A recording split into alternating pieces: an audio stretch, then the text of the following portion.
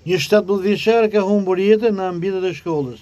Policia e Durrësit ka reaguar për ngjarjen e rëndë të ndodhur pas ditën e djeshme, ku një gjimnazist 17 vjeçar Florian Saraçi ka humbur jetën gjatë qëndrimit në ambientet e shkollës Maria Kashulini.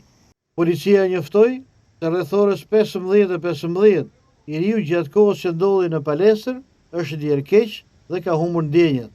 Ai është transportuar me urgjencë për ndihmën mjekësore, por fatkeqësisht ka ndruar jetë.